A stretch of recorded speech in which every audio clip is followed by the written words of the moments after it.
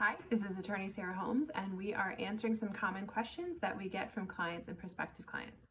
So, we get a lot of questions around employment. We have a lot of clients whose businesses are growing and they're in the process of hiring employees to help them. And often the biggest and to some extent most generic question we get is just simply, how do I hire employees? Anyone that's been a W-2 employee in the past, which are most people, know that there's just a slew of paperwork and different compliance issues that needs to go on before you hire someone. So in terms of if you are a growing business, how do I hire employees? Number one would be, you want to think about, who is it that you need to hire? What is going to be their role? Do you understand the difference between a W-2 employee on your payroll versus a 1099 contractor? We'll get into that in a different video, but understand those differences first of all.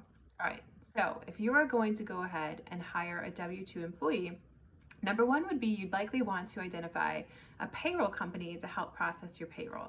Now, some people do DIY payroll, or they use one of those online providers.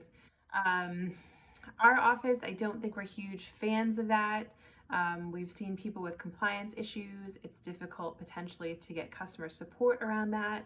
So I do prefer people to use a local payroll provider, or somebody that at least has a very robust customer service department, so that if there's any issues processing payroll, you have someone that's going to help you with that.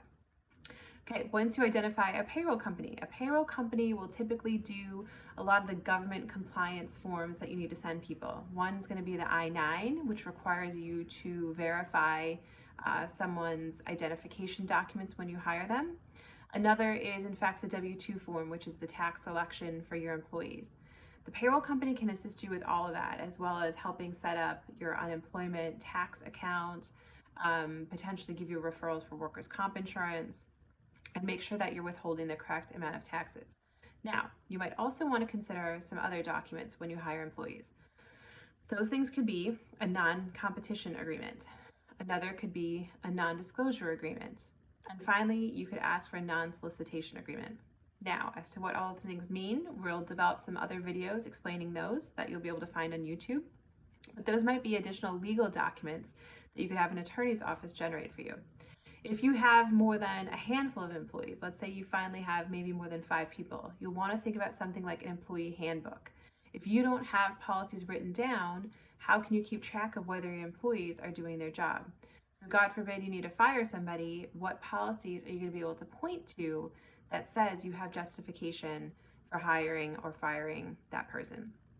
You may also want to consider some type of at-will employment agreement if you are in an at-will employment state.